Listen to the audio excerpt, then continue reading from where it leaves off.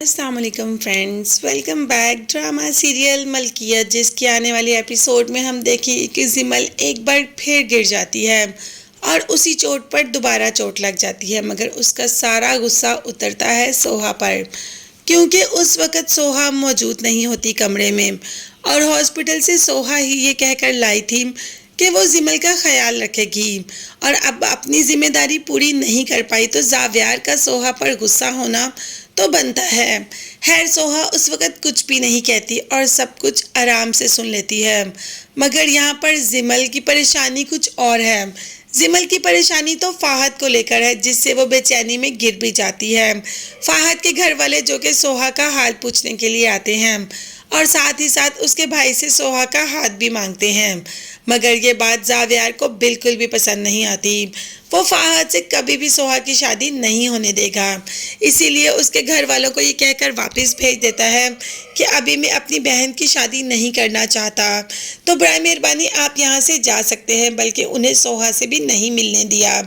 اب سوہا اس وجہ سے بے حد پریشان ہے اور فہد بھی۔ فہد اور سوہا ایک دوسرے کے بغیر اپنی زندگی گزارنے کا تصور بھی نہیں کر سکتے، مگر یہاں پر زاویار نے سب کچھ خراب کر کے رکھ دیا۔ اس کے گھر والوں سے اتنی روڈلی بات کی کہ کیا اب دوبارہ اس کے گھر والے رشتہ لینے کے لیے آئیں گے؟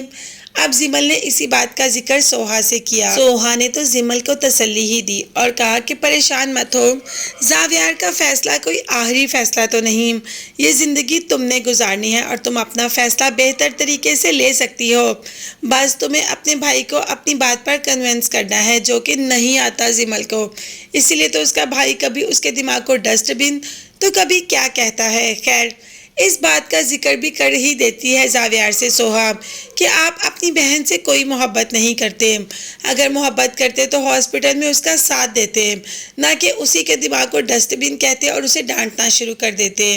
اب زاویار کو اس بات کا تھوڑا بہت احساس تو ہوا کہ اسے اس وقت زمل سے اس لہجے میں بات نہیں کرنی چاہیے تھی، مگر اس بات کا احساس ابھی سوہا نے نہیں دلوایا کہ زمل جس سے محبت کرتی ہے اسے اس کی محبت مل جانی چاہیے۔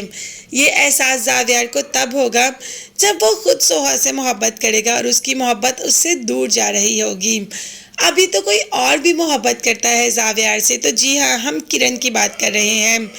کرن نے اپنے بھائی سے جیسے ہی زاویار کا ذکر کیا تو بھائی نے کہہ دیا کہ بھائی اس کی زندگی تو گھڑی کی سوئیوں پر چلتی ہے، تم اس کے ساتھ کیسے گزارا کرو گی؟ مگر کرن کا کہنا تھا کہ مجھے زاویار ہی چاہیے۔